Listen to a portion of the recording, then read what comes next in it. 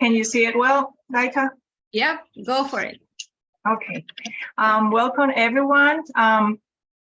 Mentioned that this is the last session of a 5-part webinar series focused on localizing the UN SDGs through education, training, and regional collaboration, hosted by ASHI and leaders from the RCE in the Americas. During the previous session, we heard from colleagues working in diverse geographies and communities from RCE network in the US and Canada. In today's final session, we'll first present some additional experiences from collaborators with RCE Puerto Rico, and then there will be a concluding immersive reflection for the webinar as a whole, led by Pamela Fan from RCE Greater Atlanta.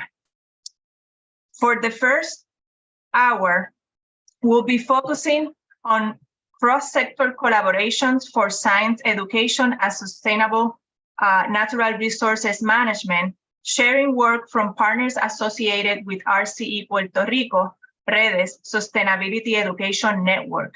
Our presenter will be Noelia Baez Rodriguez, myself, Education and Outreach Coordinator for the Luquillo Long-Term Ecological Research Program, Pablo Gerandi, Watershed Program Coordinator, Soil Educator Specialist, USDA Forest Service, El Yunque National Forest. Christopher Nish, Assistant Professor of the Department of Environmental Science, University of Puerto Rico, Rio Piedras.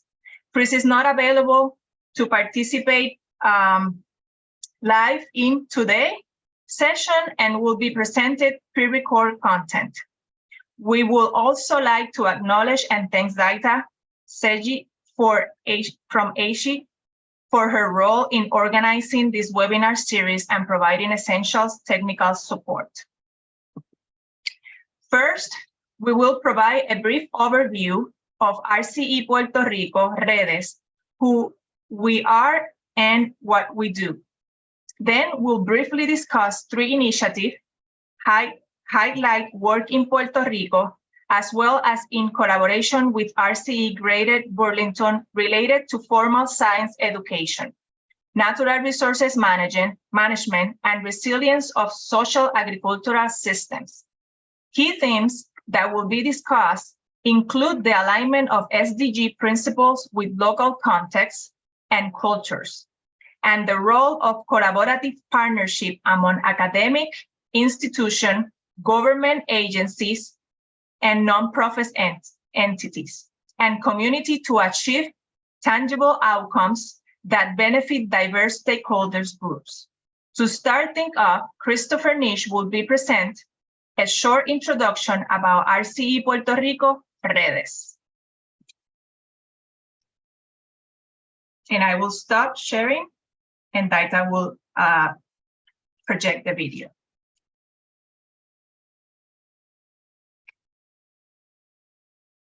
Hi, everyone. Thanks for joining us for this final webinar session. I hope you've all enjoyed the diversity of ideas, places, and practices that have been discussed over the past few months. My name is Chris Nitch. I'm a founding member and the current director of RCE Puerto Rico Redes. I'm very sorry to not be able to join you all in person today, as was my original intention. Hopefully this recording will suffice in my absence, and I know you're in good hands with my colleagues Noelia and Pablo. I also look forward to future interactions where we can engage live. It's been great to hear from different RCEs throughout this online course.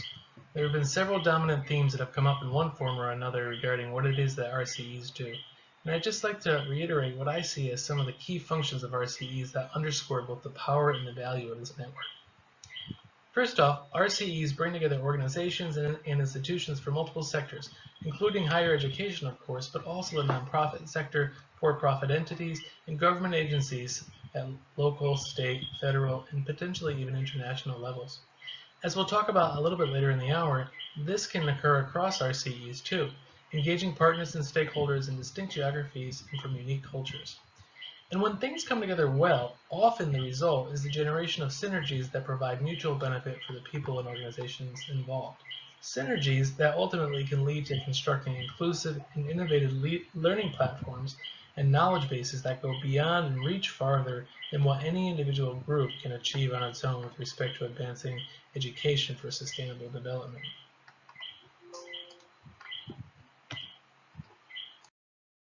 Importantly, the RCE model is intended to move beyond theory and help transfer knowledge about sustainability concepts and the global goals for sustainable development via supporting activities that help downscale and localize the SDGs in regional settings.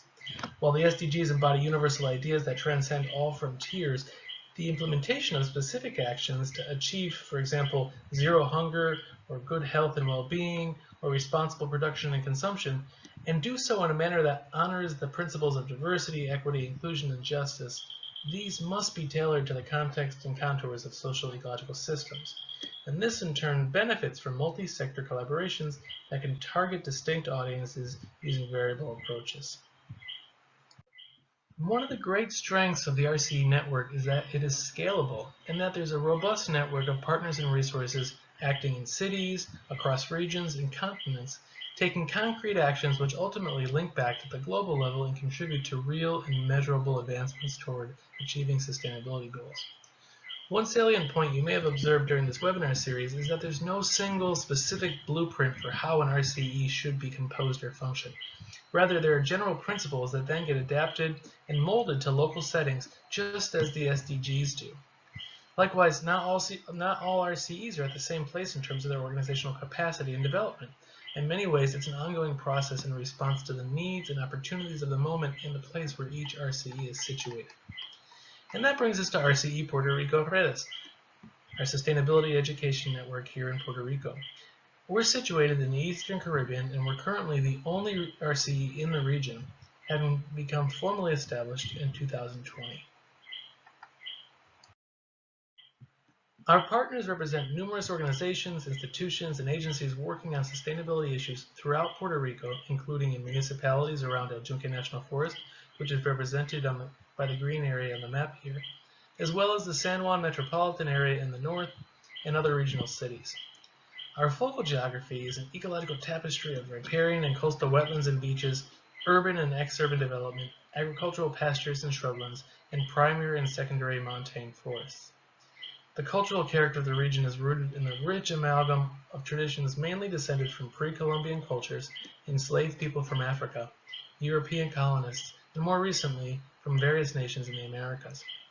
Puerto Rico faces both great challenges and opportunities related to its long-standing colonial status, or technically considered an uncharted territory of the United States, the socioeconomic impacts of a 15-plus-year fiscal crisis, and socio-environmental impacts of climate change, including major hurricanes, sea level rise, and other extreme events. At the core of our mission, then, is a desire to construct a collaborative and inclusive network that promotes ongoing education and strengthens the well-being of human communities and life-sustaining ecosystems. With respect to our specific goals, we've identified a subset of the SDGs that resonates most profoundly with many of our partner groups, and these are oriented around goals that emphasize the sustainable, equitable, and just management and stewardship of natural resources and the services they provide to human communities. Underlying these are the foundational goals of quality education and partnerships. And it's important to note that these focal goals are not meant to be limiting, but rather serve as starting points for collective action. Meaning that if a group wants to join RCE Puerto Rico and focus on a different goal not listed here, they're more than welcome to have a seat at the table, and hopefully lead in that area as well.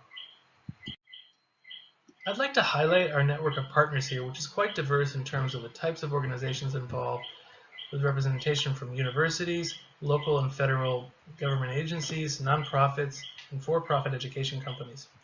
And it's worth noting that there are several institutions of higher education that participate in various capacities, including the University of Puerto Rico, where I work, but notably none of these universities served as the host secretariat for our RCE when we were first getting organized.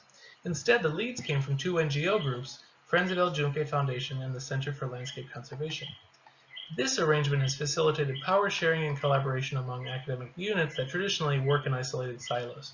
At the same time, it's created some challenges with respect to accessing and engaging personnel resources dedicated to sustainability within academic institutions, and so we've had to slowly cultivate one-on-one relationships with different university leaders and programs that align with their specific needs. As RCE Puerto Rico continues to grow, we're actively reconsidering our governance structure and the contributing roles of different partners from different sectors. Down the line, we'd like to engage more with industry and private businesses working at the nexus of energy, water, and food systems. All this to say, RCEs are living networks that are constantly evolving and reinventing themselves to locally advance the collective goals of education for sustainable development, while also balancing the many and often distinct priorities of their collaborating partners. All right, well, that's a brief summary about RCE Puerto Rico Redes. I'll leave off here with this slide that provides several links to social media resources where you can learn more about us. And now we'll return to Noelia and Pablo, who will dive into some specific examples of exciting work that they're doing with different partners in our network to localize the SDGs in Puerto Rico. I'll be back again later on to share more about some collaborative cross-site work that we've done with RCE Greater Burlington. Thanks so much for your attention.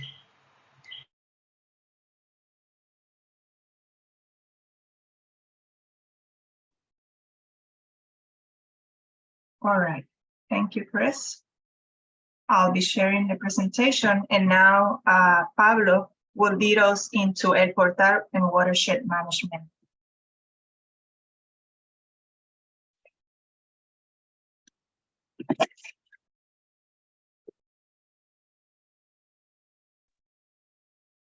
Hold on a second.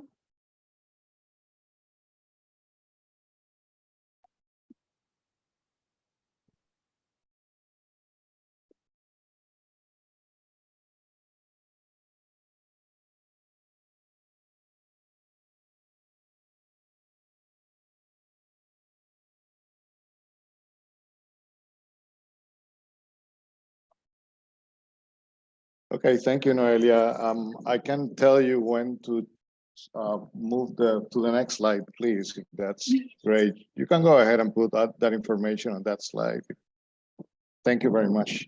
Hello, everybody. My name is Pablo Gerandi Roman, and I am the. I'm gonna turn off my camera because my internet is not working that well today. So I apologize if there is some discontinuity here, but.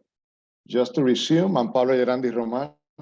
I'm the Watershed Program Coordinator at the National Forest. And I am also the Educational Soil Specialist in the forest. And I was acting as the Natural Resource Education Specialist when we activated the RCE Puerto Rico Redes a couple of years ago.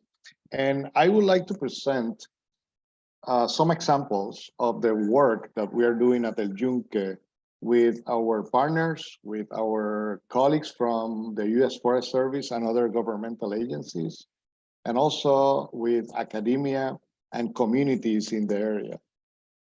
So if you can move to the next slide, Noelia, that would be great.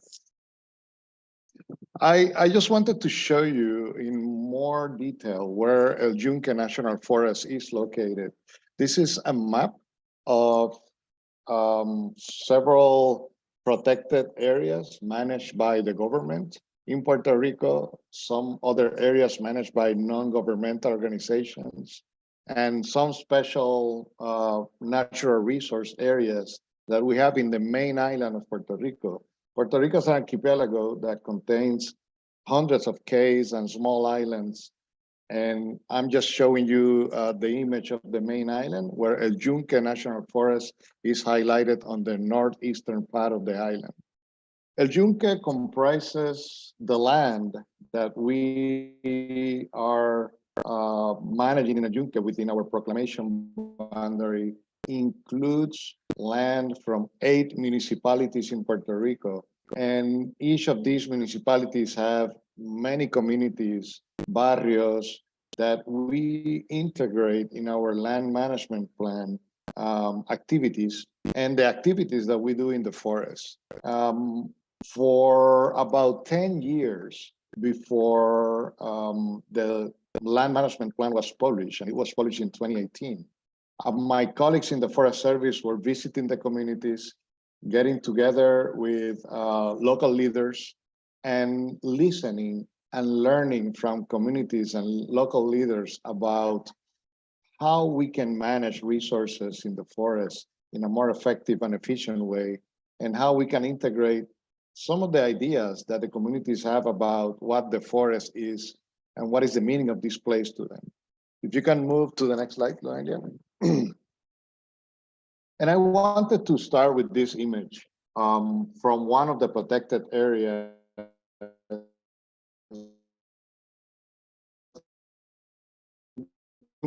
ground, that mountain, Tierra de Luquillo, or the Luquillo mountain range. And El Yunque, as Puerto Ricans call the place, is an important and significant place for many reasons. If you can go ahead, Noelia, please. Okay, so as you can see in the image, I took a phrase from Maldonado's paper regarding owning and contesting El Yunque, kind of the cultural aspect of El Yunque based on research they did with visitors to the forest. And for Puerto Ricans, El Yunque is a sacred and very special place. They argue that this is the place where the original heroes of, or the Puerto Ricanidad, which means Puerto Ricanness, was developed. The word hurricane that we use in the sciences originated here in Puerto Rico from the myths and stories told by our indigenous people, from Huracan, which was the deity of evil, and Yukiyu, which was the deity of good.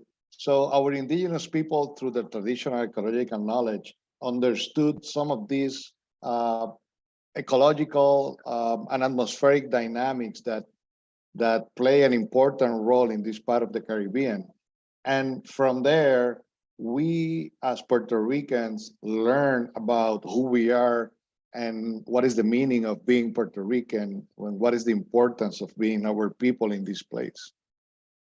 So in our effort to look for clues and integrate cultural aspects into the education components of our activities that we have in El Yunque, we talk to the communities and we're looking for ways to incorporate these aspects together with the scientific and dynamics that we have in place.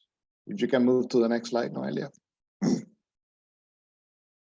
This is an image of one of the activities that we have in the forest. We visit communities, we talk to local leaders, they organize the neighbors, they organize some other community leaders from nearby areas, and we come together and discuss different aspects of what we call co-management. The El Yunque National Forest is actively co-managing the land together with communities. We are the U.S. Forest Service. We are by law here to manage the land, but we are doing this in a way that is mostly horizontal. We are integrating the views of community members. We're definitely another neighbor in the area, and we are supporting communities through our work in science and education. But everything starts with going to the communities, contacting them, engaging in a conversation in ways that we can support each other, listening to each other, and coming up with ideas on how we can integrate the values and the needs and the expertise of community members, as well as the U.S. Forest Service, in protecting and managing the precious land that we have in El Yunque. Next slide, please. You would see some of the slides in Spanish because that is part of who we are. We are a Spanish-speaking nation. We have deep roots that go beyond the managing of the land in El Yunque. People recognize it, and people want that information to be integrated in everything we do. And the U.S. Forest Service is actively listening and integrating these perspectives in the best way we can, using science in order to achieve it. In this case, I wanted to include this picture because we went to the field to do some science surveys on plants and to understand the nature and functioning of one of the most humid areas of El Yunque. an area that receives near 4,000 millimeters of rain and more every year in average. And we saw this opportunity to take the picture of that water droplet. And for us, scientists, architects, environmental interpreters that were working together that day, that water droplet represents where the ocean starts.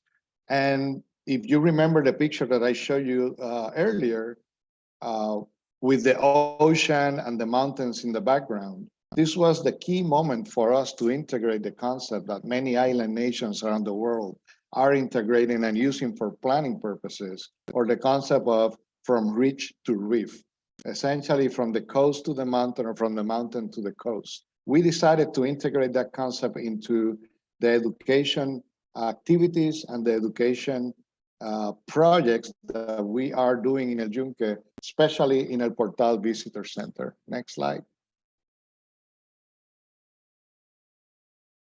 Earlier I mentioned the complex dynamics that we have in El Yunque. So think about this. I mean, we are in a place with a really high relief that receives more water than the Caribbean. We have an average rainfall in some areas of the forest that goes between 4,000 to 5,000 millimeters. So every day, and every week, I'm sorry, we're dealing with issues such as slides. We may have flash floods. We have projects in which we are restoring riparian vegetation. We are actively conducting ecological research. El Yunque National Forest is one of the tropical forests that have been studied the most in the world. So how do we incorporate these complex environmental dynamics into activities and projects that allow the people to understand the dynamics and to also understand the value, the cultural and ecological value of the place that we love the most, which is El Yunque. So we started doing this through education, going to the communities, learning from them, but also providing activities in which they can learn even more about El Yunque, using their expertise, using their experience, and also by subcontracting firms that specialize in museum development and basically working together with all our colleagues in terms of developing science concepts and writing them and explaining them in a way in which we increase our level of communication and without demeaning or decreasing the level of the science that we're trying to present. Next slide, please. Part of this has been done already by members of RCE Puerto Rico, like Maya Quiñones, the main author of El Yunque Atlas. And this is a page that shows the complex topography of El Yunque, leading to the understanding of the reason for having several forest types that we manage and we also interpret when we have opportunities for education. And we went further than the Yunque Atlas. Next slide, please. And we integrated these concepts that originated with from the work done by my colleagues and partners in the communities in the local area. Also in the work done by myself and my team members when we went around Puerto Rico to get the feedback of students in different academic institutions and community members, getting more than 600 responses to what kind of El Portal del Yunque or visitor center we wanted to have. And this is essentially what we created from a sad event, which was the destruction of the infrastructure by Hurricanes Irma and Maria. We turned this into an opportunity to revitalize the space and integrate these concepts that we have been gathering for years from our community members. And you can see the list of items that we have, more than 100 interpretive panels integrating science, culture, and education. Next slide, please. This is an image of a sector of the El Portal Visitor Center. And here you can see on your left the result of this integration, this space, dominated by a beautiful sculpture in the center, has 4 corners that were interpreted at 4 different eras in El Yunque National Forest, land management and development. And the era that you're seeing is the one of cultural connections, in which we are definitely talking to the public about how in the new era, our partners, NGOs, community members, academia are working together to manage their resources and also to bring their local perspectives, which are extremely valuable and are the foundation for the work we do. Next slide, please. And in my new role as Watershed Program Coordinator, you can imagine that for me, it would be relatively easy to integrate the SDGs related to water and ecology in this work. But those are not the only ones that we can integrate.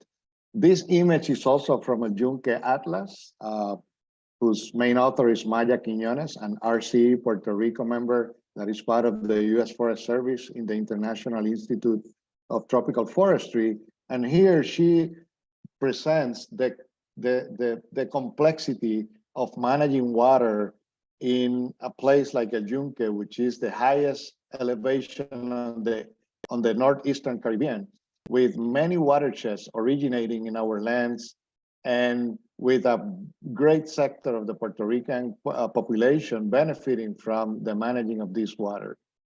So this is a highly complex project in which we are now beginning to develop our vision, our main objectives, but the heart of the Watershed program is the collaboration with community members, with colleagues from governmental agencies, with colleagues from academia, and also with partners and NGOs that all have input on what kind of use we have for the water and how we can manage the water. And not only in terms of human usage or human consumption, but also in terms of water quality to protect and conserve the many organisms that we have in a tropical forest like this with such a diverse environment and ecology. So my objective in presenting you these examples is to show you that even in the complexity, next slide, please, Noelia, sorry, that even in the complexity of managing such a diverse site like El Yunque National Forest, in integrating the cultural values that are the foundation for the work that we do, even with all those complexities, we can find ways of localizing SDGs that are related to the work that we're doing, and very importantly, to integrate education, which is one of our main values as an RCE in Puerto Rico, through formal and informal education activities, like this one, in which we are helping the community to plant trees and other vegetation that is native to the area based on the science that we do, and they are the ones that are managing the area with agreements with governmental agencies and agreements with other NGOs in Puerto Rico and internationally. I would like to now pass the presentation to Noelia and Daita, because Noelia has a part of the presentation has to do with her education efforts, which is a great segue to what we have presented so far. Thank you. Thank you, Pablo.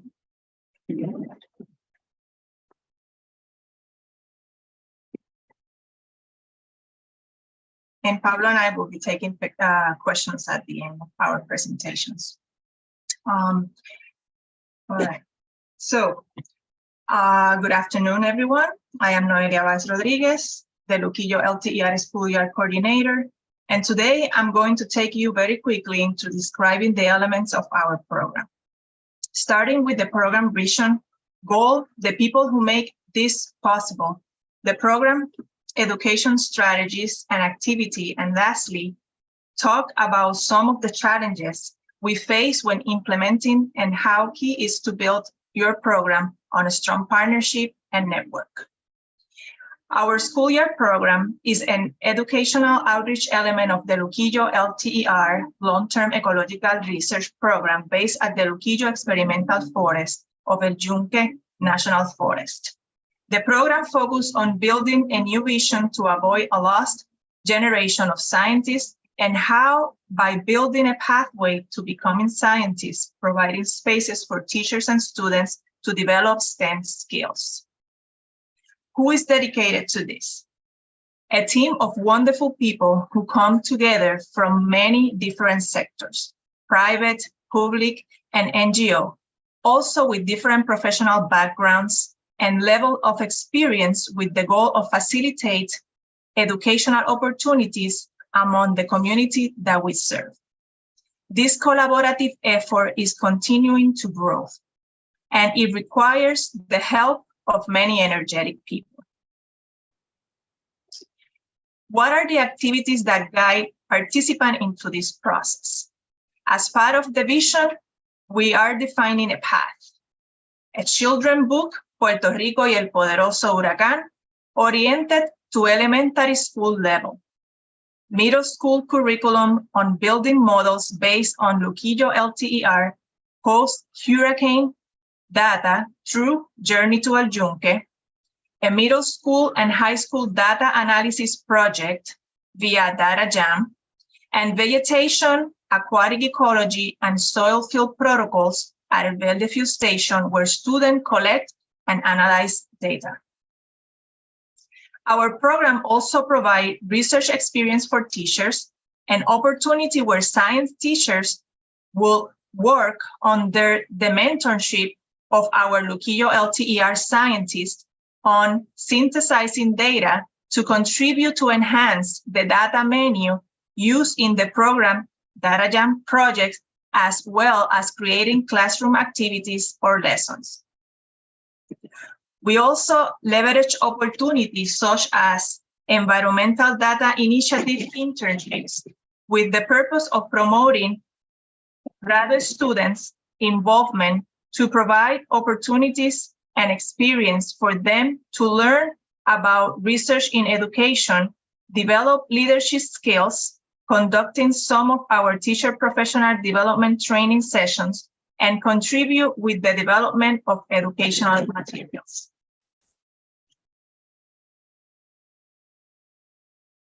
From the path, I'm going to focus on describing the Data Jam efforts, an element of the school year program where we have oriented our energy since 2015. From the beginning, we saw the huge potential in Data Jam as a mechanism that will enhance teachers and student ability in improving data literacy skills, such as data visualization and analysis, by the process of working with long-term data sets. We also recognize Data Jam as an opportunity to increase the numbers of schools participating in our program. By conducting Data Jam, students propose ecological research questions based on real science.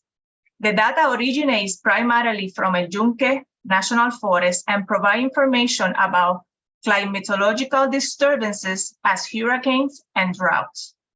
The concepts align very well with SDG 15, Life on Earth, and number 4, Quality Education. The inquiry process of our program is about providing educational experiences where teachers and students ask questions, can play and carry out investigations, analyze and interpret data, develop and use model and engage in argument from evidence, and all this based on open source data from our forest. The program is aligned to the next generation science standards. The students use scientific tools to analyze the data used. The specific scientific tool that students use is the Common Online Data Analysis Platform, CODAP, a visualization tool designed by the Concord Consortium. Most recently, we were awarded by the National Science Foundation Innovative Technology Experience for Student and Teacher Grant, ITES for short, The project derived from this grant will focus on research and development for a new professional development model to support teachers in engaging middle school and high school students in independent data analysis research projects using local ecological data. This project built on the Data Jam, on the foundation of the Data Jam model.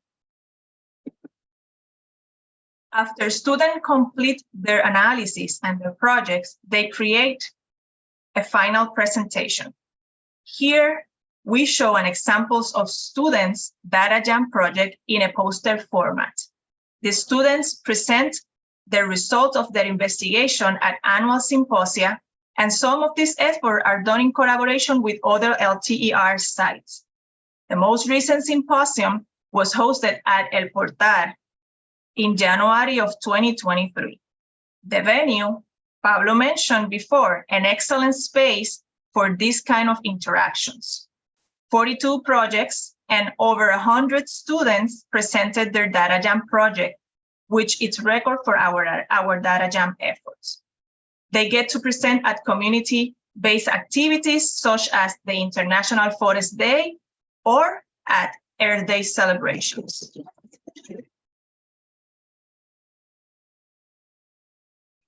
Another important element of our program is the physical interaction of students and teachers with the forest. For that, we promote a series of field work or field protocol workshops on vegetation, forest dynamic, stream ecology with the importance into water quality and soil characterization. These workshops are conducted at El Verde Field Station in El Yunque National Forest. Now, we have built a very robust program throughout the years, impacting more than thousands of students and hundreds of teachers island-wide. Nevertheless, there have been many challenges in this development. One example from the program capacity and conditions of the infrastructure is that the field station, for example, is located at the heart of the forest. A forest that is managed, as my colleague said, by the federal agency, the Forest Service. A station was heavily impacted by Hurricane Maria and Irma in 2017. The facilities of the field station are managed and run by the University of Puerto Rico, which is under the pressure of a fiscal crisis threat. It is in 2023 that we are now, right? And we're still without power at the station. And even though steps have been taken by the administrators, a sustainable solution is still very far ahead. What does that mean? Well, meanwhile, the scientists and the educators like us have not been able to run their projects and program effectively. Another example and another challenge comes from the core and the functionality of the Puerto Rico educational system. Despite the local academic efforts, the Puerto Rico Department of Education is influenced by the federal education guidelines and standards. One of the barriers is that the educational material often lacks of contextual examples.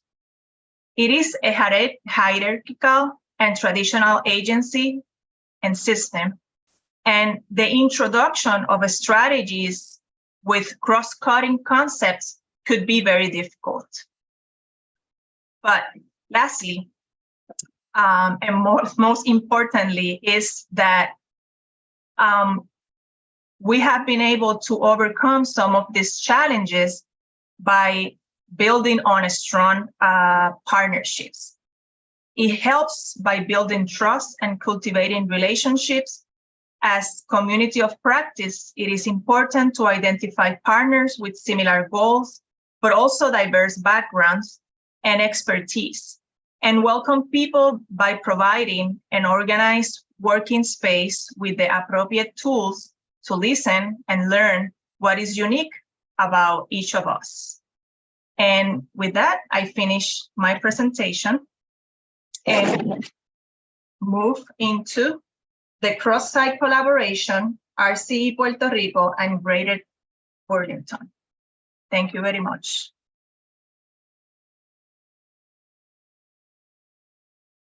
So I'm gonna add the second part of Chris's video now. Yes, please, Daira.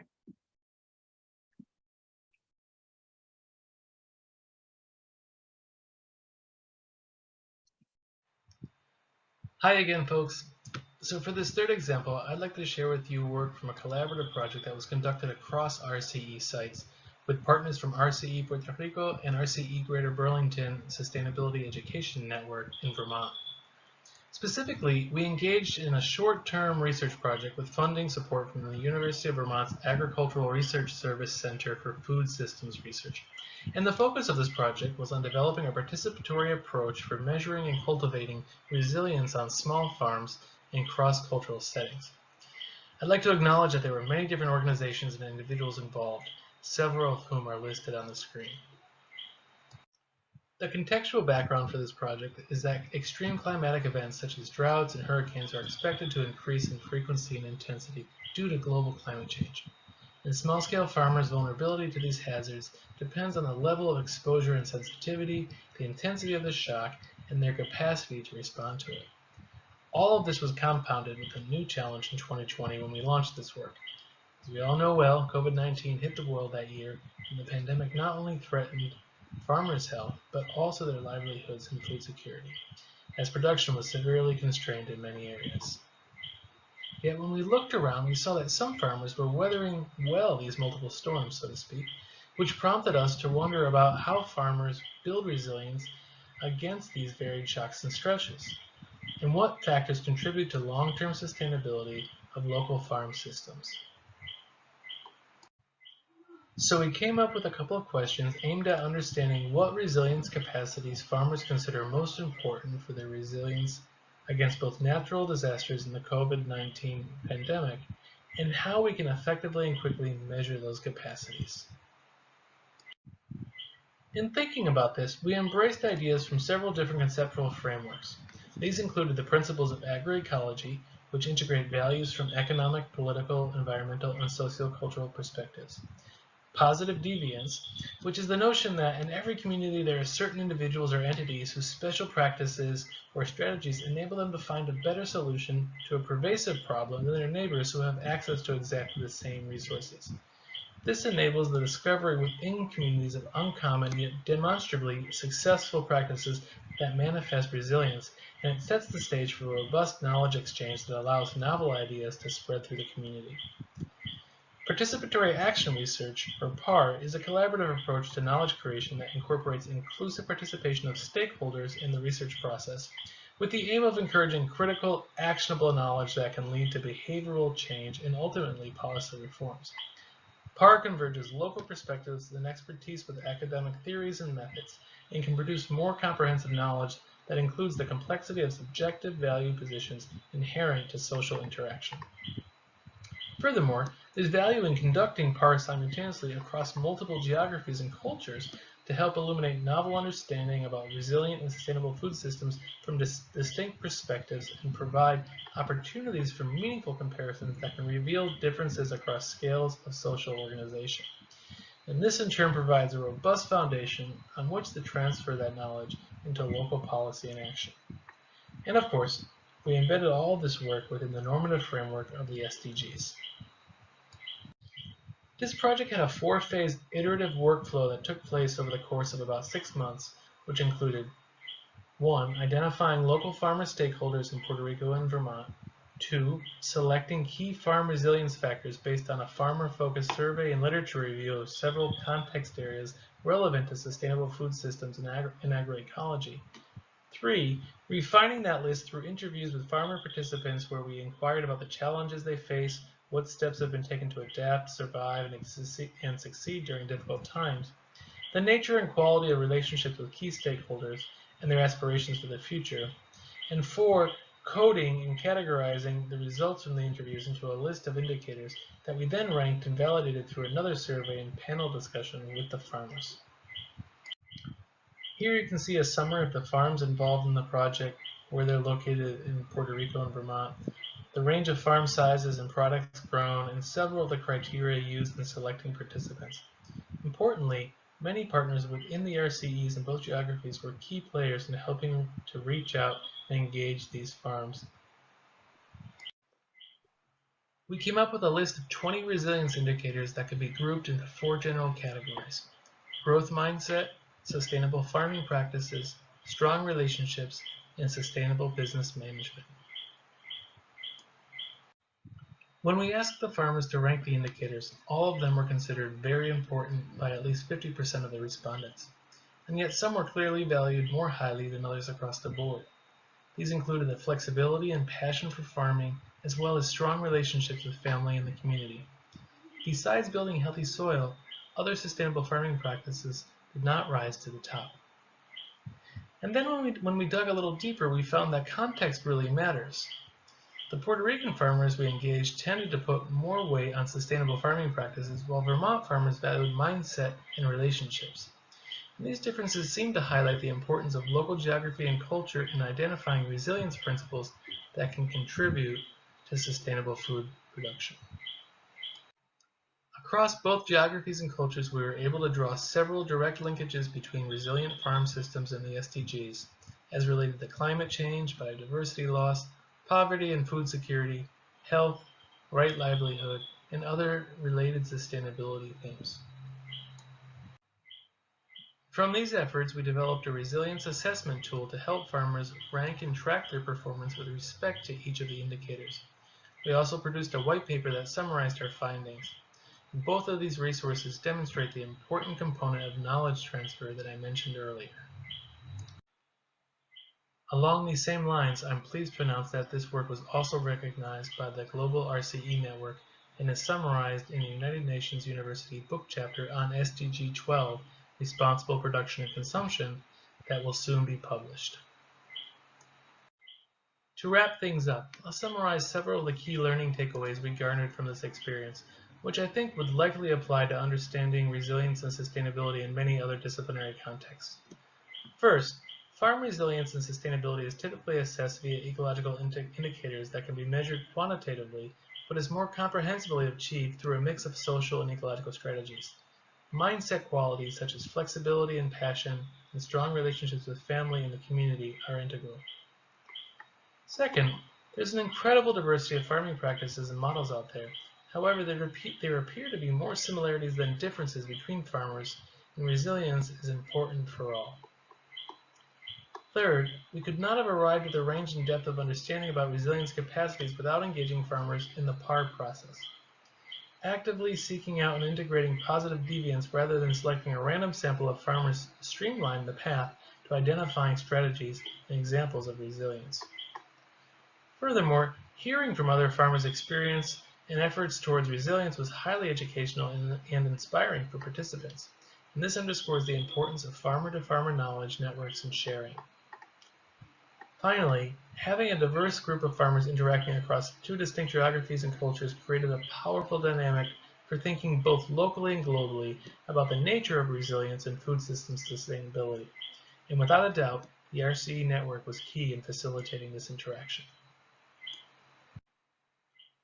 Many thanks again for your attention. If you have questions about this project, please contact me via the email address on the screen. Now we'll return again to Pablo and Noelia to close out this part of today's session. Hi again.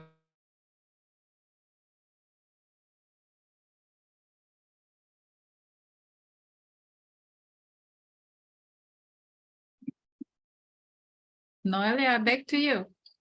Yeah. So now my colleague Pablo is gonna have a reflective component, and I will project that. Thank you.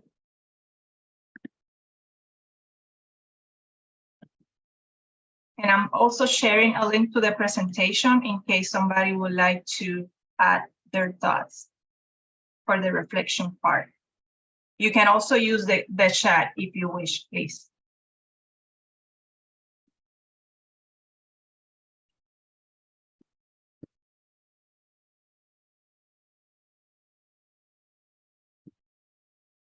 Adelante, Pablo. Okay. Thank you, Noelia. Thank you, Daita, and also thank you, Chris, for providing that context. Super important. I think that Noelia did a great job in presenting the challenges that her program faces when it comes to develop education activities and to further the education and doing research at the K-12 levels in Puerto Rico.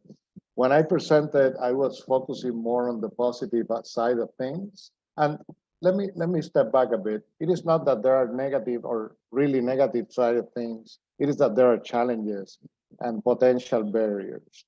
And when we were talking about the presentation, Chris, Noelia, and myself, we decided to give you some ideas on how we have been approaching these potential challenges. So what you see, I'm gonna turn off my camera because of my connection again. I'm gonna continue speaking. What you see on the screen is a simple table that we produce with 4 questions, essentially. That this has been very helpful for us when we are localizing the SDGs and we were trying to integrate the SDGs or link the SDGs into the work we do. And we would like you to take a couple of minutes to reflect, to think about what you're planning to achieve. Probably the best way of doing this is to add your answers to the chat that everybody can see. And you have the link to the document. That is a live document. You can also add your comments on the table. But what we want to achieve with this is to have some information, to have a short dialogue, a short conversation on some of these barriers that we foresee or potential limitations. And what are, this is the most important part of it from my perspective, what are the opportunities that come out of those challenges as you see it? So let's take a couple of minutes and if, it would be great if you can start answering some of these questions on the chat. You see that they are numbered. You can use the number of the question and type your answer. Or if you want, you can also jump in and talk to us using your microphone.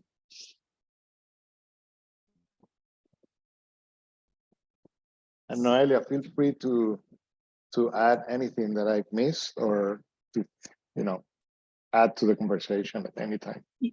Yeah, and I think, we have probably approximately 7 minutes. So we could also, if from our previous talk, there's any question that, you will wish us, at least Pablo and I, to answer, feel free as well to ask. Absolutely.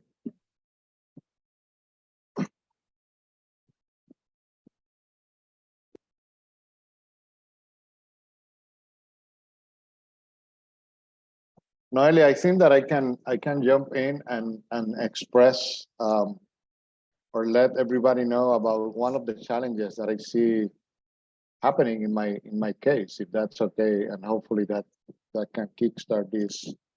But again, if you have questions about the presentations, you're more than welcome to ask the questions at any time. In my case, just for everybody's awareness, since I work in a governmental agency that is composed of many different teams, for example, I work in the ecosystems team, but I was for 3.5 years the education specialist in the forest within the ecosystems team, and also overseeing the larger component of education in the forest. We have the engineering team, the operations team, we have the public services team. And on top of all that, with all the work that we have in terms of compliance and regulatory aspects and making sure that the environment is being managed in a proper way, we also have the components of integrating community members, community leaders, partners, NGOs, and academia. That's, a regular day in my case started in the field doing geology. Probably after lunch, I do some database work. And then in the evening, I meet with community members and partners in terms of the environmental education guidelines in the forest. So one of the limitations is the communication aspect. How do we communicate our goals across so many players, and how do we communicate it in a proper way? So as the RCE Puerto Rico, we thought about this in depth, and we decided to integrate or link the quality education SDG number 4 into all the work that we do because of the complexities. And we decided to develop subcommittees that work with education, governance, and other aspects of the work that the RCE is doing. And having that venue helps in develop strategies and also bringing partners with expertise in science communication, public communication is helping not only the RCE, but it also helps the Forest Service in terms of Maya Quiñones and myself working together and bringing these ideas to the agency. So that's an example on how a major limitation, and that is natural in terms of having so many players working together, is becoming an opportunity for improve that communication and to enhance the work we do. That's what. So Pablo, there's a comment in the chat. I know I love to see the cumulative responses to question 4. Yeah. That's from Ashwani. And then also Roger has a question. One question I have is, how do you persuade an organization to contribute a capacity they might have to achieve a sustainable project goal when it is not a traditional activity of that organization and might not directly achieve that organization's traditional current goal? Noelia, would you like to answer that? Go ahead. I have some ideas. Go ahead. Roger, I think that you're describing what is happening with the U.S. Forest Service in general. And it is about tradition, you know, and in the way that we integrated ourselves in the work of in the development of the RCE is in part related to what's going on with the U.S. Forest Service at this point in time. It's becoming in many ways, it's becoming a really progressive agency in supporting communities and supporting, evaluating our traditions and transcending those traditions, overcoming the potential barriers and limitations that we have carried over long times because of the way we do things. So my role in the RCE is not directly tied to the traditional role of somebody in the ecosystems team, but in the way I link my role in the RCE with my position description is that we are working with community members. Some of these members are experts in environmental aspects. I mean, we have community members that go with, we have a range of from farmers with no college education, but high school education, that are experts in social media, and they are helping the communities organize themselves, to postdocs that are living in our communities. So I am trying to use that to leverage that expertise, to understand that expertise, and to be an ally to the communities by providing resources. And the RCE provides a space for networking, for meeting new organizations, for understanding communities at a level that we cannot do if we continue doing things in the same way. So when I talk to my leadership, it is all about that. It's all about networking and learning about our communities. And the leadership, probably because, of course, they are part of the agency, they are seeing how we're changing, they have been very willing to listen and to accept this kind of approach at the level that we have 2 official representatives, one for the forest and one for the International Institute of Tropical Forestry. And both of us are actually on the same line. We are essentially sending the same message, that this is really important if we want to develop rapport, empathy, and understanding of the great resources that our communities have, and also of the needs that they have as well as ours. That's the best answer I can provide at this point. Thank you, Pablo. And I think our time is up. Daira, is that right? Okay.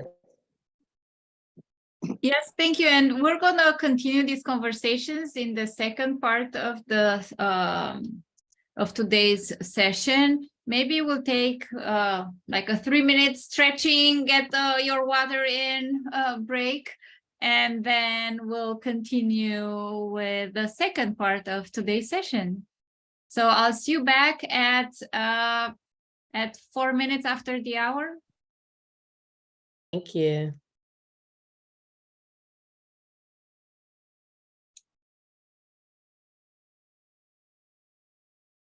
Has recording started? Usually Yep. it gets verbal. Okay. Welcome, everyone. Welcome back from your break. Thank you. This is going to be an immersive experience, meaning that we're going to have an opportunity to really share and talk to one another. I know that you've gone through several weeks of courses and sessions now, but now's the time to think about like, okay, you know, why did I go through these sessions and courses, and how can I actually apply this work? And how will I utilize what I've learned over this amount of time? Again, thank you to Ashe. Did I pronounce that right? Is it Ashe or Ash? Aishi. Aishi. Thank Yeah. you again to Aishi for having me here today. I appreciate it. So I'm going to need for everyone to come off camera for this next part. So y'all take your cameras off while we go ahead and I give my quick introduction. So I'm Pamela Fan. I'm with Integrated Solutions, a diversity consulting firm. I've been doing diversity consulting within the climate and energy industry for a little over 5 years. Previous to that, I worked for the Coca-Cola company for many years, where I served on a diversity board there for 7 years. So diversity, equity, environmental justice, inclusion is a big part of how I live and how I work. And my hope is to help others to be able to work with figuring out how they build equity into their work systems daily, you know, for the better of us all, honestly. So we're going to do a real quick exercise. I know you guys haven't had an opportunity to speak to one another much, but we're going to toss an imaginary ball in alphabetical order from A to Z. I want you to give me one word to describe how you're arriving today. So I'm just going by what I see on my screen, just because Jenny, you are the first person on my screen. I'm not picking you out because I know you, but I'm going to start with A. Amazing. And I'm going to pass the ball to Jenny. So then Jenny, you will pick who you pass the ball to, and B is your letter. So A, amazing. Pam, passing it over to Jenny. I'm supposed to do B. One word to describe how you're arriving. This is hard. Beautified. Okay, you've got to pass the ball and the next person has C. Okay, Ashwini, you have C. Hi, folks. Collaborative. Perfect. Pass the ball. Yeah, trying to. J. Bassett. J. Bassett? Yeah, Bassett D. D for dandy. Did you hear me? We heard you. D Yeah. for dandy. Dandy's a good All word. right. So here's the other part. So since I am on mobile, it's hard for me to see names. So E goes to, who do I see? Elizabeth. I will go with energized. Thank you. And I will go to Steve with F. Hi, everyone. Steve Grandy. Let's see here. Frankly, fine. Let's do that. And I'll go with, is it Jalen? Hello, yes, my name is Jalen. I'm doing good. That's how I'm arriving. And I will pass to Roger. So I've got K, is that right? H. H. H. H. H. Well, I'm very happy today. I think that's probably good. How about I pass it to people on my screen? Lonnie St. Hill. I don't think we've met, but hello. Hello.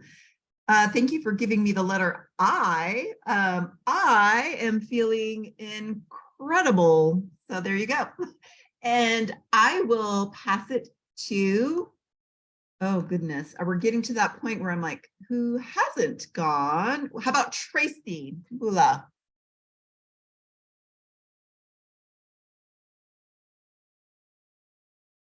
Is Tracy there? Maybe Tracy stepped away. How about Jessica Middleton? Hello. Oh, I'm Jay, correct? Yep, you're Jay. Oh, this is a tough one.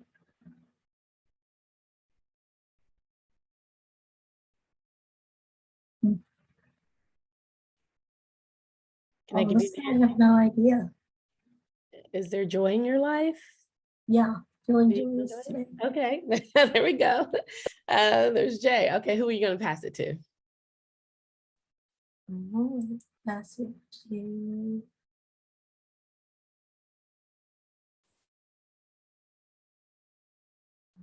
Carol Miller. All right, Carol, you're up with the K's.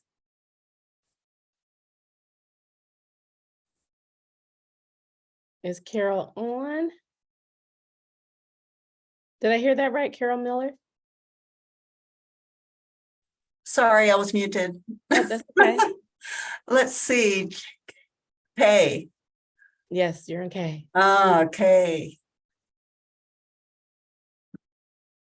I'm thinking. Kind. I'm bringing kindness. Oh, I love it. We always need that kindness. All right, your turn to pass it. Philip Falter. Oh, L, that's a hard one for adjectives. I'm bringing gosh,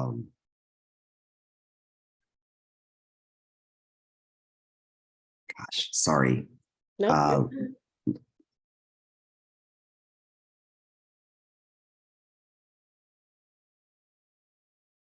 I'm bringing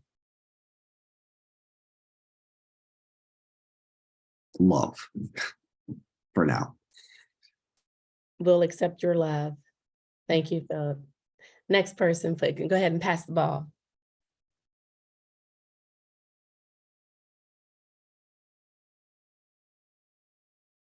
Sorry. Okay, like the others, I'm having trouble remembering. Has Daita gone yet? Not yet. Thank you. All right, I'll pass it to Daita. So marvelous. How about that? I'm on M and I'm gonna pass N to well, everybody who hasn't gone is off video, so I'm not, or Noelia, did you go yet? N for Noelia. I'm feeling like Noelia. With N. Nice. Niceness is always good. Who will you pass to?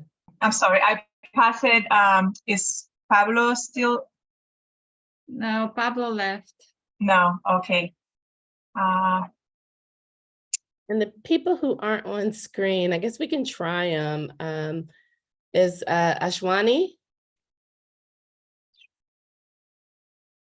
Maybe Dina, because I saw her. No, actually, I went earlier. Oh, you I have to did. go My again. apologies. My Give me a apologies. letter. I'll go again. What about Alejandra? Alejandra, I think she said she's gonna step out, but oh, she's Here back. she is. Okay. Sorry, it's lunchtime and I was just grabbing something, otherwise I don't get to eat. That's okay. You've got, one word to describe how you're arriving. And which letter? Or Oh. Optimism. Oh, love it. Who would you like to pass it to? Let's see who. Carol. I don't know if Carol has gone yet. Yeah, I think Carol's gone. Who hasn't gone? Jessica, Dina maybe? or Sorry, Nadia. I haven't, but what's my letter? I'm Nadia. Okay, Nadia, then you've got P. P.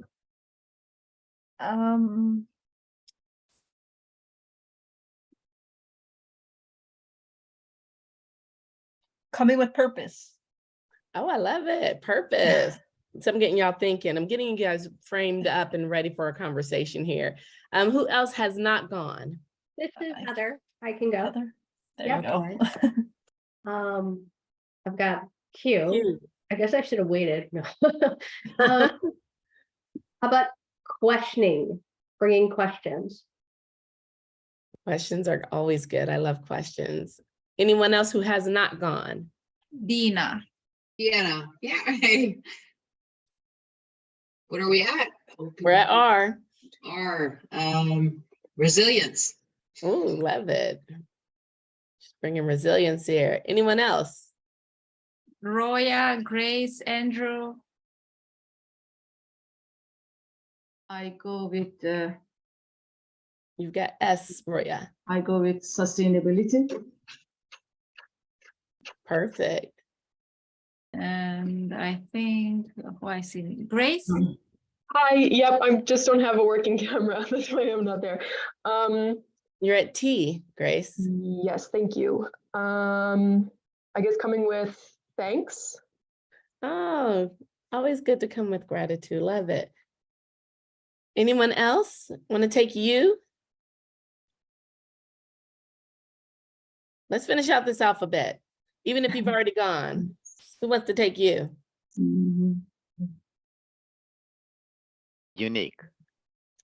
Perfect. Anyone for V?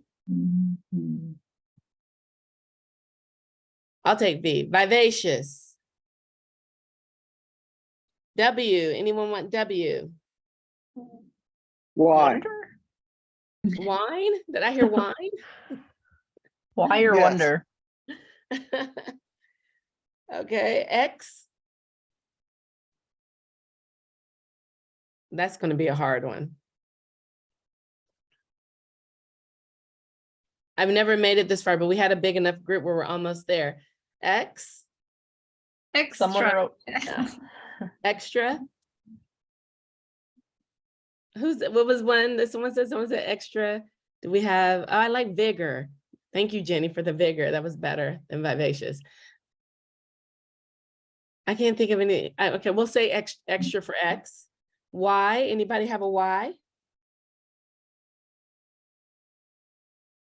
Yearning. Yearning for knowledge. Yes, love it. And Z, who wants to round us out here?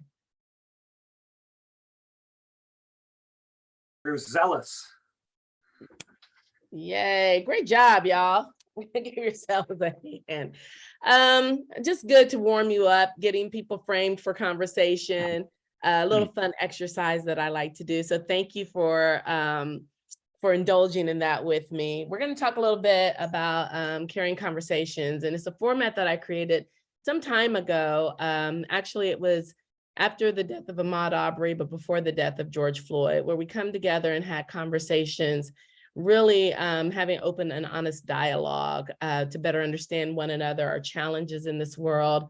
And one thing about having conversations is because there's really strength in having healthy dialogue and conflicting ideas and opinions, because emotions are what makes us individual and unique. I've heard some unique stories even today.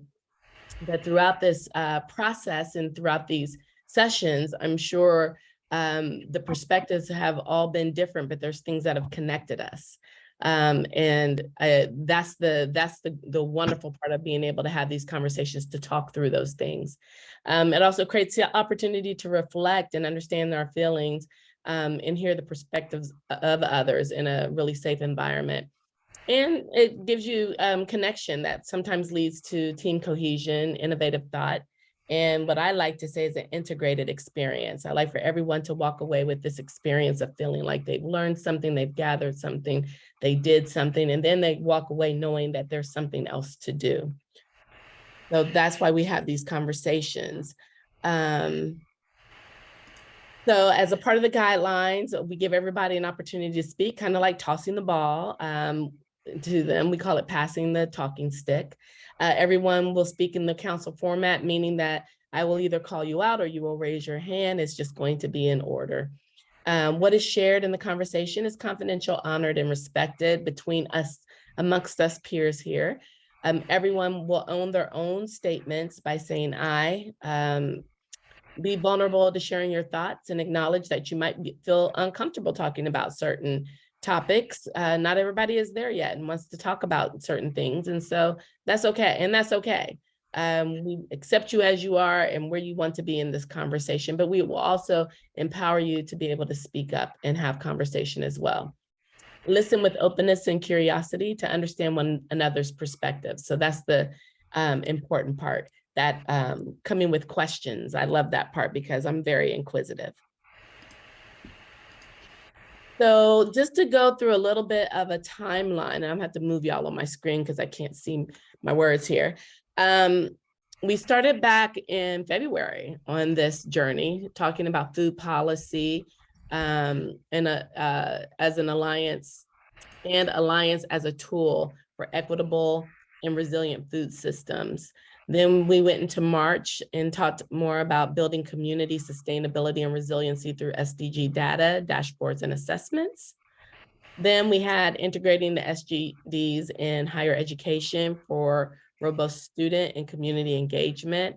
I don't know if y'all are seeing a theme here, but I'm seeing a theme starting to come across looking through all these topics. Then in April, educating for responsible consumption and production in transformative technologies. Then we also had building bridges for change. And then today we talked about community-based collaborative action for sustainable natural resource management. So I don't know about y'all, I see some themes here. Hopefully you all remember some of the discussions that happened within there, but community, equitable, data, student and community engagement, a lot about data technology innovation, change, collaboration and community again. So, you know, community is a big focus of this work. And we want to think about how we make those connections, not only within this work, but within how we work every day. My understanding is that some of you aren't a part of the RCE chapter, but I'm sure that you can incorporate a lot of these learnings and a lot of the ideologies from RCE work into your everyday practices to ensure that you're building community and that you're creating an equitable experience for everyone that you work with every day and everyone that you work for every day. That's the important part.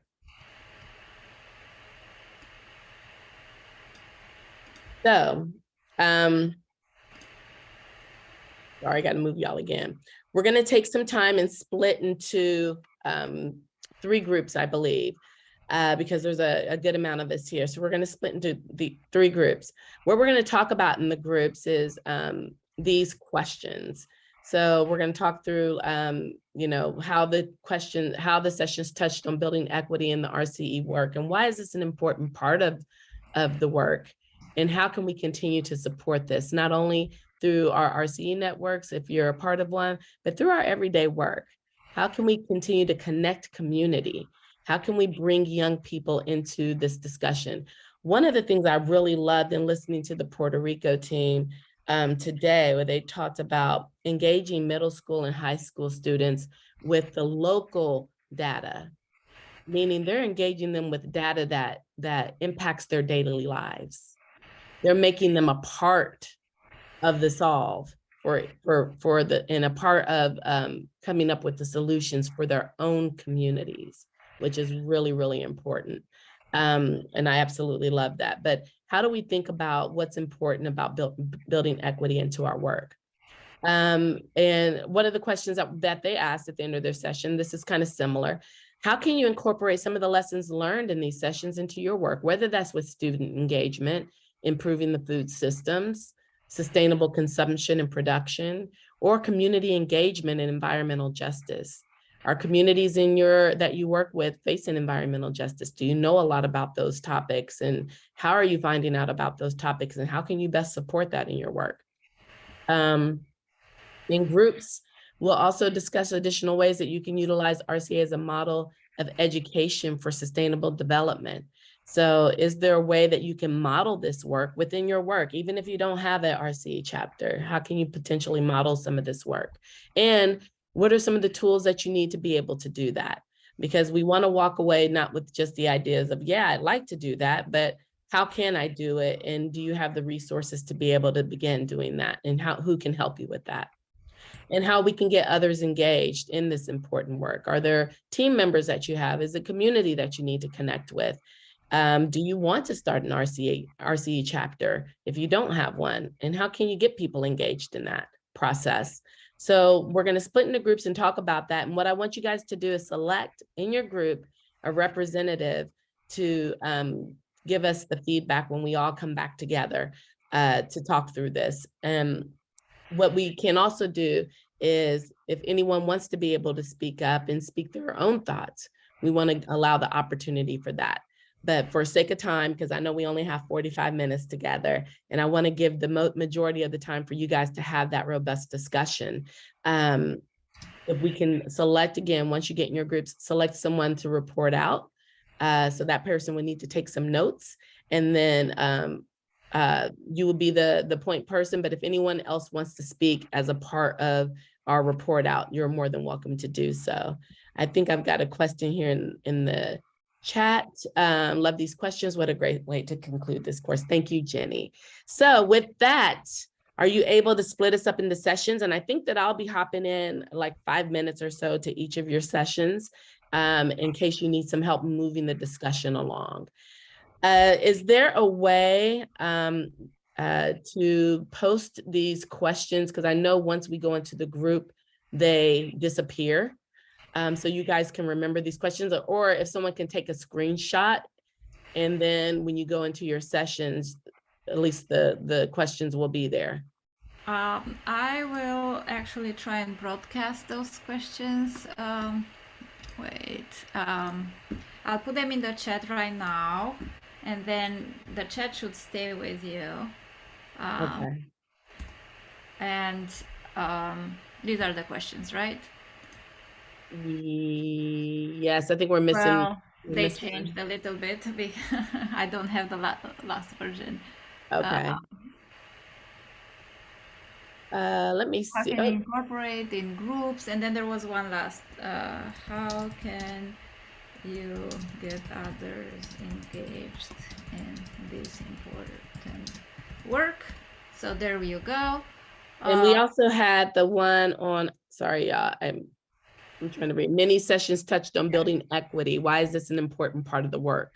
Jenny put it in the chat. So okay, thank you. We have them now. And how many minutes? So we're at 3:27 now. So let's do about I guess I only have, let's do about 10 minutes in group discussion and then come back. 10 minutes. There will be a 15 seconds countdown, and it will automatically move you all into the room. So go for it. Thank you. Welcome back, y'all. Hopefully you all had some really fruitful conversations, but I wanted to allow some time for us to all come back together and share our thoughts and be able to share what we talked about in our sessions. And so we had 3 groups, I believe. So I'm not sure what group number 1 is, but group number 1, if you'd like to go, who is your report out person and what did you talk about?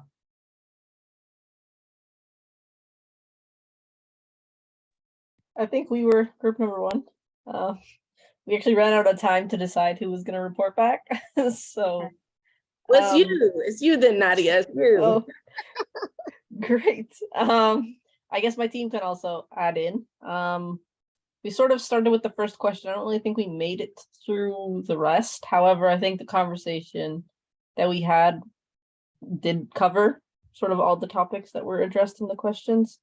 I guess the main, starting from the first question of sort of building equity, I think that resonated with many of the people on our call around starting with building connections in schools. I mean, we are, I think all or most of us are from higher education, but again, working with the lower level, so K through 12, really to build that into their curriculum and or work that we're doing to be more successful as the students or the next, the next generation of leaders are taught this and understand what this means for them to then take that on to, their career paths. So I think, yeah, building that as well as poverty sort of was discussed. So poverty in the community and, equity and where that lies and the challenges that we as a society face in certain areas and certain regions, which, vary from, just in our group, but I think in this entire call is, we're coming from all different areas, different regions, different locations, a bit more on sort of the equity was around, unions just on the workplace level. So unions, having wellness programs that are being built in now to build that connection with people. So really getting you hopefully outside of your office space or your normal atmosphere or environment to really connect with other people. Again, equity engagement with EDI and multicultural centers and offices or departments in campuses, now starting to, be created and or grow. Indigenous community ties and connections, again, creating different partnerships. Having different partners bring in their own, I guess, background and knowledge to be part of the conversation. Curriculum content was tied. I don't know how much time I have. Curriculum content was connected. So how do you actually build this into curriculum? But also, I believe it was Philip that mentioned it, or Jen, was around equity sources. So tying in, we're not just taking content from one source or, a few sources, but really what are those sources of information that's being shared on a university level from different countries? Because, we have international students and students coming in from various areas. And then I think the last point was, again, equity in different faculties or departments, and not just one faculty, but, an example was engineering faculty. So how do you tie that into other faculties that might not always see equity as being, a topic of discussion or education? Perfect. That was great. Thank you, Nadia. Group 2. I think we may have been group 2, unless there's another group 2 out there. Okay. All right. We'll go ahead and claim it. So I think a thread that strung through our initial conversation was just when the RCE can take leadership and when it really needs to also make sure that it's getting outside itself. And so just I think more of a real humility around our role. And so when we were talking about the first question, we were saying how central diversity, equity, inclusion work and equity work is to the role of the RCE, and that to keep that as our focus really. And so we need to get outside of ourselves if we're in, say, higher education land or in an NGO kind of world, that we need to make sure we're not staying inside that world and using the resources and power we have to connect with others that are not, and particularly marginalized communities. And if we're not really addressing the equity issues around marginalized communities, then we're not really doing our job. So part of that then was really networking outside of our RCE world. And then part of it's also just taking more of a liberatory approach to this work as opposed to a charity approach to it. So that was part of the thread. And then also when we were talking about question number 2, we just started broaching that, but we just talked about the role that the RCE can play as a convener, about putting the questions out there to a community. And we were saying, like, sometimes it's hard to know what steps to take, but the RCE can be an initiator to start taking the lessons that were discussed in this series and moving them forward. Thank you. Anything that others would want to add from group 2? So I want to tell you, you did that so beautifully, eloquently. I could never do it better. If you're also in a car, Jay, so you're driving. Well, Well, thank you. I appreciate that. Now that was really eloquently put. Both groups, you guys did an amazing job. Great discussions. So group 3. All right. Well, so I think I was taking notes for that. We spent quite a bit of time looking at the equity question and recognizing the importance of thinking of it quite broadly. So talking about races, nationalities, equity with communities, but also thinking about gender, of course, and people with special needs, and also equity in terms of opportunity. So when you think of, it was Puerto Rico talking about this, creating an equal opportunity for all students, in a lot of centers, often the big cities get the focus, and then the rural areas are kind of an afterthought. So the need to be very intentional in terms of one's geographic location. Another thing about equity was the question of creating an RCE so it has a careful, broad representation. So you actually structure it around equity, but also recognizing that there's constant learning going on. So the new people who are being brought into the RCE should always be asked, well, who should be here, who isn't here? That is, who are the people that you can see that we haven't seen yet that should be around the table? Another concern too was even institutional kind of takeover where you've got, say, very large universities that can be quite dominant, and the need to be, in a way, quite humble and asking people in the community, how do you see yourself reflected in the work that we are doing? And also recognizing that if an RCE is meant to be connected to a region, well, who better to consult with than the people who are living on the land about the issues on the land and what needs to change. And so that was part of it. And recognizing too that we may have a tendency to focus on formal education as RCs, but we need to include the informal educators. And then building trust actually relies not only on good listening, but actually doing what people want. So at the end of the day, that's what sustainability is. It's all about doing. Lastly, we talked a bit about the SDGs and realizing in a lot of areas people aren't aware of the SDGs, and they need to just get some basic sort of mini workshops on what are the SDGs, but more importantly, how you can incorporate them into your own work and help to advance common goals, because they are, on the one hand, kind of a global language, but on the other hand, there are also goals for sustainability that will emerge within a region that maybe go beyond the SDGs. So I think that's what we talked about. That was beautifully, like, I don't know for group 3 if there's anything else he could have said, like he got the whole conversation. Anyone else want to add anything from group 3? You nailed that for us. All right, so with that, I believe we're out of time, although I did get 4 minutes of my time knocked out for y'all's restroom break and stretch break. So I think we did pretty good here, but thank you all.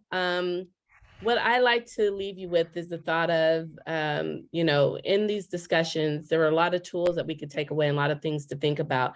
I think that the work that the RCE does, especially in acknowledging the UN sustainability goals, can be used to help serve and help the most vulnerable populations out here. If you look back at all of the SDGs, all of them typically touch the most vulnerable populations out here. So I think it's really important that as we're thinking through not only RCE work, but then also our own work in day-to-day, that we do think about that equity piece. We do think about bringing voices and other people to the table, but know that your voice is an important voice that should be heard as well. So make sure you're utilizing your voice in your work every day, that you're thinking about how you can bring equity into this space every day and into the sustainable work. And with that, I'll leave you unless anyone else has any questions. I know I'm at time, so. Well, I think we're gonna switch to Jenny to end, with the concluding remarks. Thank you so much, Pam, for leading us in these reflections, and I guess Roger and Philip will take it from here. Sure. So Jenny, I guess if you could advance it to the slide where I have how we can work with the RCE Americas. So what's kind of interesting about the RCE Americas is, in a way, it's an RCE of RCEs across North, South, and Central America. and we're trying to sustain ourselves as a network. So we've done a lot of interesting social media. And so I wanted to include all these different links that you can join into in order to find out what is going at the Americas level. And another thing that's, I think, really, really valuable, and I know my colleague Philip will talk about it, we do have an Americas meeting coming up in September of this year. And there's nothing really better to try and understand how to create an RCE than to actually come to an RCE America's regional meeting. And so that's there for you. The other thing I would point out is that we do have contact information for all of the RCEs in the Americas. And so I've given you a link to the portal for on the UNU website, UN University website. And if you click on the Americas on that page, you can actually find the contact information for any RCE that you would want to connect with. So I think that's really valuable. But what I'd like to do now is I'm excited to have Dr. Philip Vaughter, who is with the UN University, who is the point person who works for and works with the RCEs in the Americas. And so I'll turn it over to you, Philip, to talk a bit about the global resources for people interested in the RCEs. Thanks, Roger. If you could advance to the next slide, please, who's ever controlling the slide deck. So as Roger mentioned, I kind of have the view of the globe. So I'm a researcher that's been working with UNU for a number of years, and I get to work with the other regions as well. So one of the big things about that we provide at the service center is we're kind of the global point of contact. So Roger mentioned that there's always an annual Americas meeting. This year, we're also doing a global meeting. These are every other year. And this year actually is going to be hosted by two RCEs that are adjacent to each other. So RCE Greater Gombak and RCE Kuala Lumpur in Malaysia. And this will be from October 31st to November 2nd. So please mark those dates down if you're interested. If you're not currently a member of an RCE, you are of course still welcome.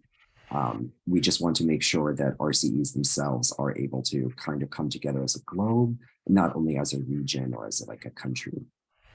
A big part of being an RCE, though, even though you connect directly to the United Nations system, is what happens at the local level. All policy setting and goal setting is global. Implementation is always local. And so for a lot of these ESD projects, we want best practices. And part of being an RCE is reporting on your best practices to the Global Service Center. So if you check out the link at the top of this slide, it will take you to where RCE projects are reported. And this is one of the most important aspects of being an RCE, and it also involves a lot of trust. So usually your coordinator or the two co-coordinators for an RCE have the login information to actually submit this report, and then it goes up on a UN agency website as a recognized project contributing to the Sustainable Development Agenda through education.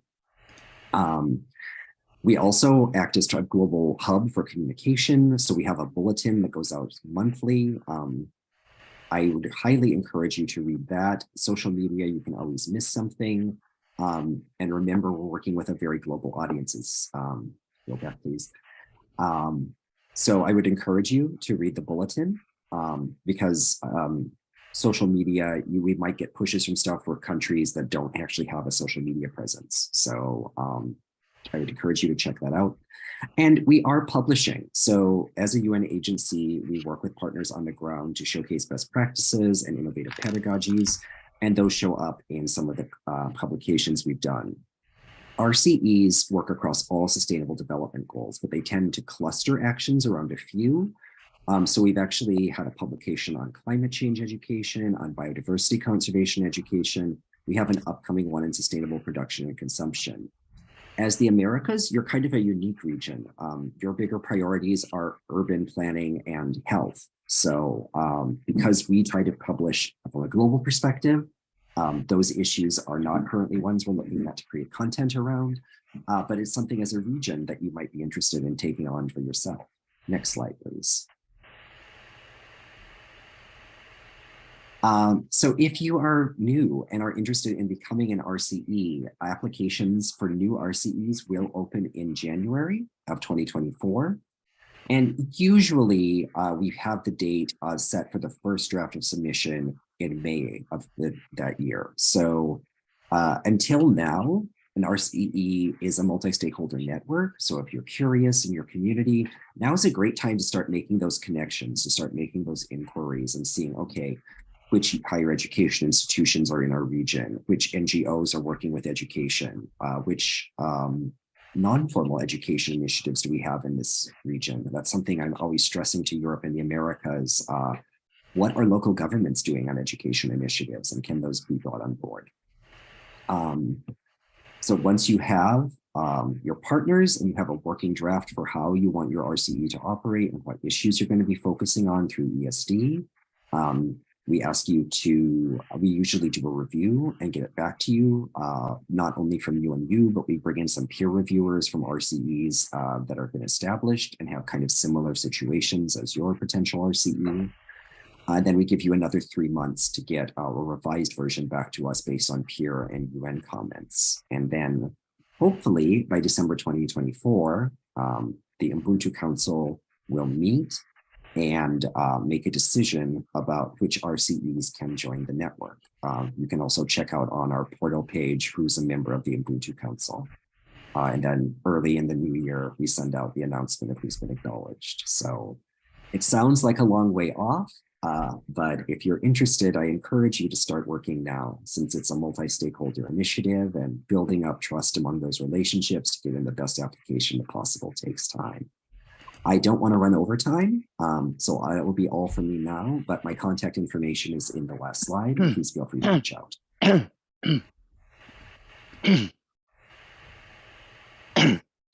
Well, thank you, Roger and Philip. And now it's my piece to end the course. I will put one link in the chat, which basically has everything that I'm going to share.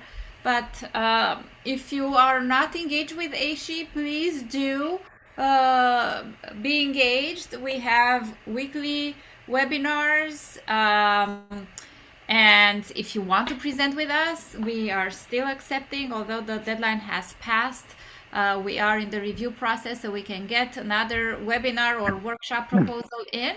There is a lot of other workshops and courses, you know, like this one, but we also have very interesting ones coming up. If you're an educator or involved with sustainability education, I hope to see you on June 8 and 9 at the Sustainability Education Forum.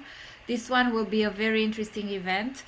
And then we have an online community. So if you are associated with an ASHE member institution, there's a lot of conversation. There are many conversations that are related to SDGs and other topics related to sustainability. So look up the community. We have our bulletin and announcements newsletters that help you stay in touch with what's happening in higher education sustainability. And then the Campus Sustainability Hub, which has at this moment over 17,489 resources. So it's a lot there. It's filterable and sortable, so you can find what you're looking for.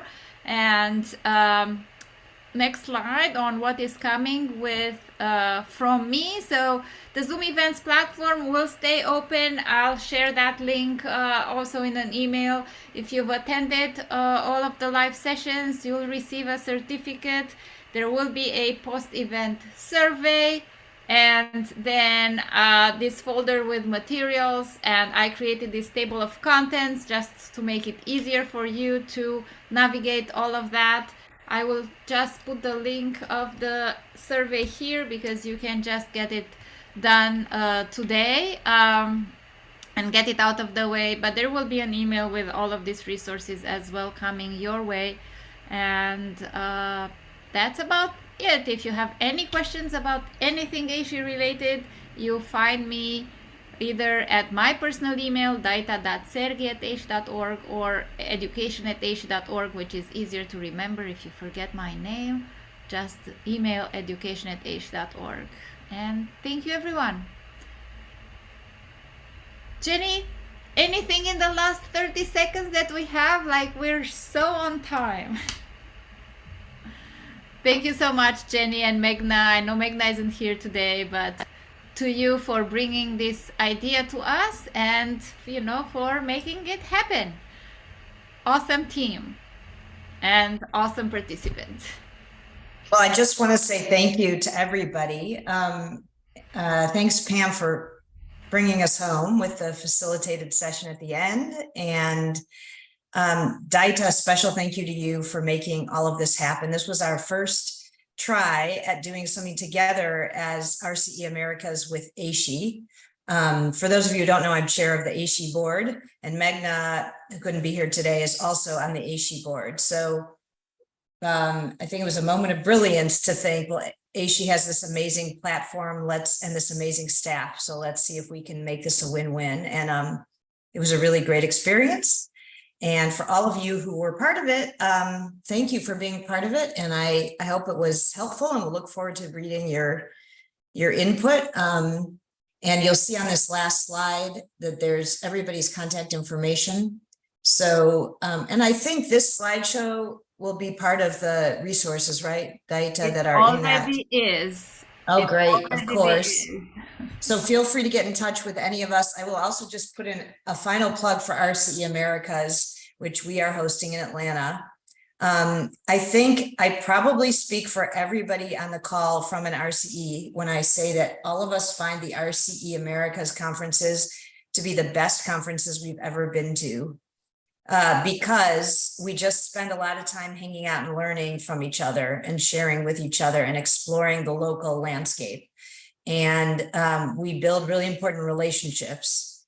And so I encourage you to come join us. Atlanta is a really exciting place in relation to civil rights history, in relationship to what's happening with environmental justice. And we would love to see you here and welcome you into this community, whether or not you are part of an RCE. So thank you everybody for joining us. It is 4:01 and we will sign off. We look forward to keeping in touch. Have a great day. Take care, everyone. folks. Bye. Bye-bye. Great seeing you all. Bye. Bye, everyone.